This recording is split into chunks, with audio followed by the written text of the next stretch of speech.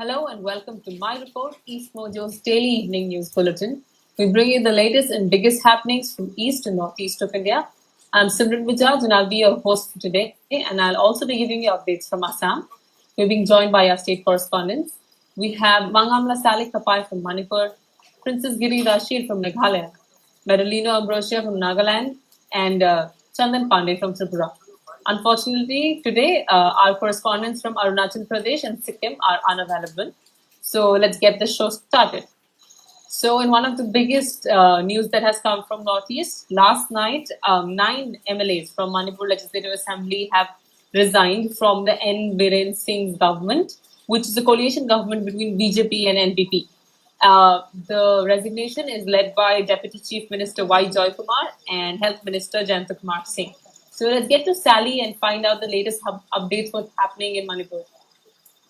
Thank you so much, Simran, and very good evening from Manipur. Yes, definitely following the resign from 3 BJP MLAs as well as 4 from the NPP and another 2, one from TMC and one is a independent candidate has already withdrew the support to the BJP coalition government, which means it's a very big setback for this N. Biren Singh-led government in Manipur. Now today, the latest development, what happened is this Congress, the party led by the former Minister Okram Ibobi Singh, along with the 9 MLAs who had joined the Congress, they had already went and met. They supposed to meet the governor, but since they could not meet, they had submitted a letter in order to stake claim to form the governments. Now, in total, the Congress has already got 36 with the support of NPP and the 3 MLAs from the BJP, and another 2, one is from TMC and one from the Independent. So, yeah, till now, this is the latest update that the Congress is they have Sally, you're saying that of the 60-seat assembly, that's Manipur Legislative Assembly, Congress has 36, including all its support? Yes, including the support of the 9 MLAs who had joined yesterday night. So, yes, they have stake claims under the under the Secular Progressive Front, which is led by the former Minister Okram Ibobi Singh. So, this is the latest when it comes to the political development from Manipur. What does it look like since you're on ground, Sally? What does it look like? What is the political turmoil that's happened in between of this pandemic? What does it look like for the state and for the entire procedure, that relief procedure and other procedures for COVID? Do you think it's going to have an impact? Definitely, it will definitely have an impact because one of the NPP members who had resigned or who had already announced that they're going to stop supporting the BJP is the former health minister L.T. Singh Kumar. So definitely we are fighting for the pandemic right now, and amid this pandemic, if the health minister resigns from the post, definitely there will be a huge setback for the ruling government right now. And the Congress government, they are confident that they're going to form this government, but at the same time, the Biren Singh-led government have not commented on this latest development. Thank you so much for that update, Sally. Now, let's move on to the COVID updates from the state, Sally. Yes, we haven't got the latest updates which we normally get after 7 p.m. But according to the statement which was issued by the health department yesterday at 7 p.m., 52 new cases has been detected in Manipur. That makes us in total 552 total confirmed for the COVID positive. But along with the 52 new cases, 33 patients were recovered and being discharged from the hospital. So now we've got in total 192 recovered patients. So at the moment, the active cases stands at 360. Simran. Thank you so much for that update, Sally. Now I'll be giving you updates from Assam. So today, Assam saw 82 new cases of COVID-19 and 12 patients were discharged. Also, we saw one more additional death, COVID-related death. And with that, Assam is now at 4,777 total reported cases, of which 2,654 are discharged. 2,111 are active. We have 9 deaths. That is the ninth death is from Difu. And we have 3 people who have migrated to other states. Now, this is, I think, from the 15th evening, Assam has been maintaining this record that the number of discharged people in our state is more than the number of active people in our states. It's way beyond 50%. We will have a story shortly up on our website giving you the exact figures, giving you the exact percentage as to how many discharged do we have of the total reported cases against the active cases. Also, since Assam targeted surveillance program is underway, with that, and also a new VDRL lab was inaugurated yesterday at GMCH. So, given all of that developments from yesterday till today, as per the latest updates from the State Health Minister Dr. Himanta Biswa Sharma, Assam has done over 11,000 tests, and with that, we have touched the figure of 2,46,590 total COVID tests conducted in the state so far, and of this, the highest number of tests has been. The highest number of tests has been obviously done by Guwahati Medical College and Hospital, which is the biggest government hospital in the state. And Assam government had said that it wishes to touch the 3 lakh testing mark before the month end. And given our track record, I think we're completing it way before 25th of June. We have at least additional 5 days in hand to touch the target that we had decided for. Now, moving on. Let's go to Nagaland and get the latest updates from Meadow. COVID updates, please, Meadow. Yes, thank you, Simran. So, like you were talking about Assam, Nagaland is also recorded 6 more recovery cases today. And then in the past 24 hours, there has been no fresh cases of COVID here in the state. And the number of recovered cases has surpassed the number of active cases for the 5th consecutive day today, and the total number of active cases is at 84. So we have a total of 193 positive cases, of which 109 are recovered cases and 84 are active cases. Now, the other information is also that all these 84 active cases are asymptomatic, and with 109 of them being recovered, our recovery rate here in the state is at 56%. So, 6 more persons were tested negative and were discharged from the government hospital today. And out of this 6 persons, 2 were from Jaluki, which is in Paran district, and 4 are from Dimapur.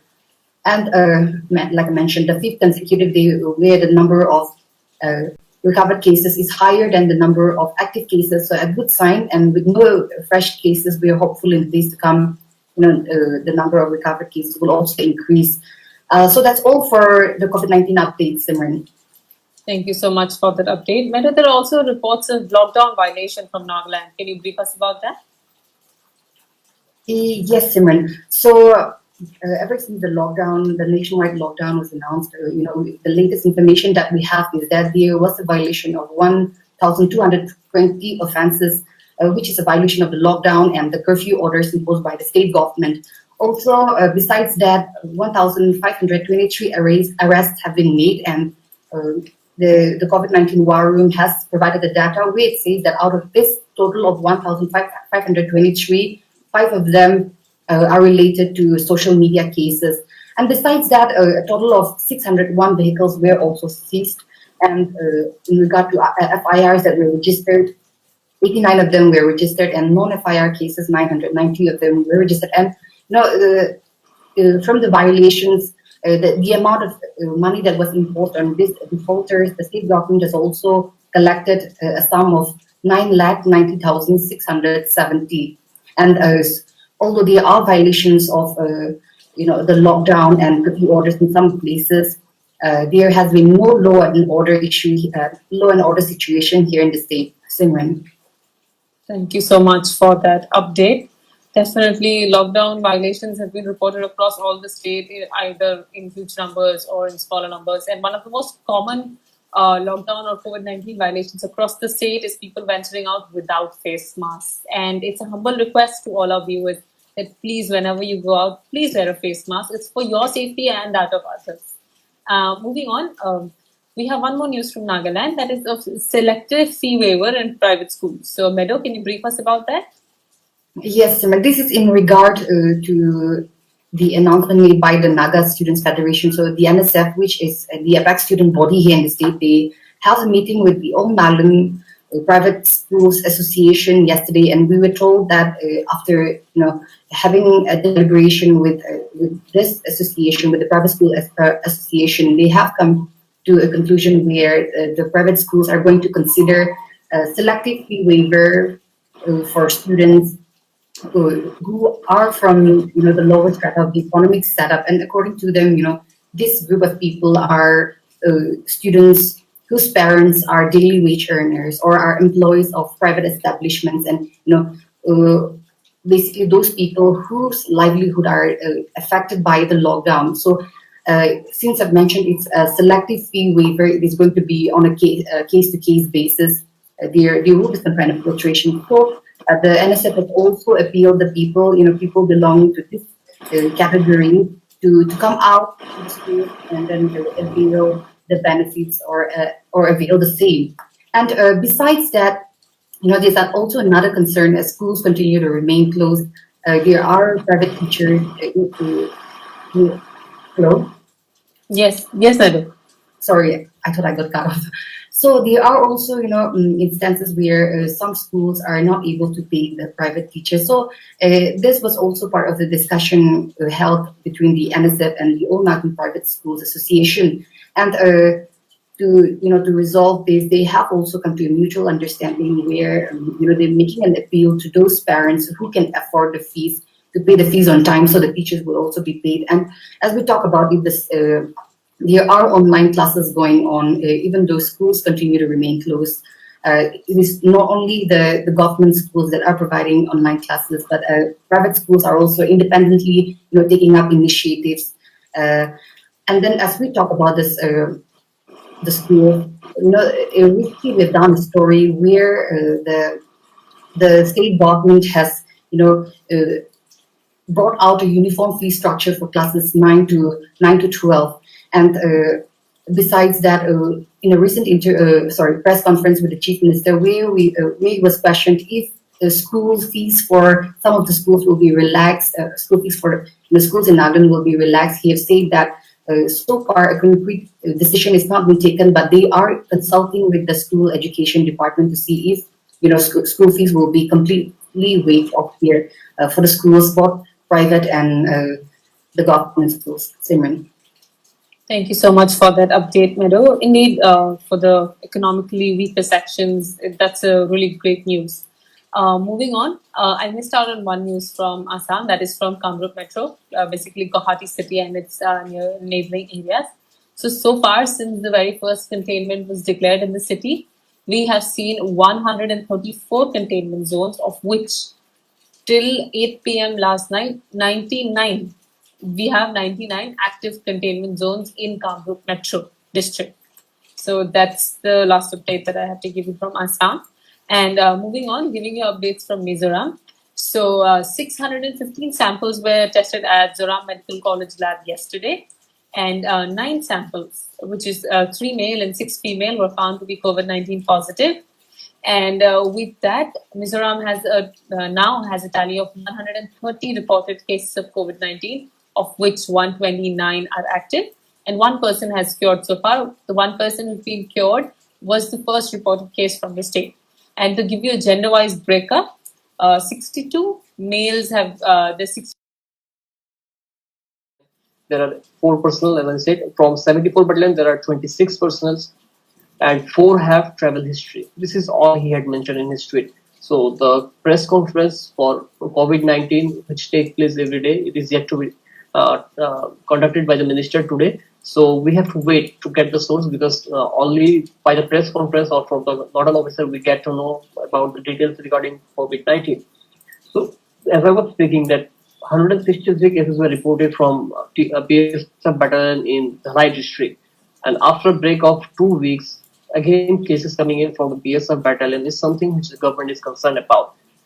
Earlier, the law minister was speaking that the cases has reduced as the number of people who have returned from outside the state almost 90% of the people who have returned from outside state, they have been tested. And the total number, as I just said, the total number stands at 1147, of which so far 556 now stands at 581. So this was the status, but for 39 cases out of 43 cases last night came, and that gave a shock to the state because again cases coming from the BSF battalion, because Jawans live in a single battalion together. We are not sure that they have returned from outside the state recently or not, since they have to travel. Some of them were on leave, but with the ease with the lockdown, some of them have returned and many of them have tested positive recently. But in his tweet, it was not specified. Neither we have got the report that whether they have come recently or they've been living there in the battalion since March. So this is something which has to be explained by the department, by the health department in our state.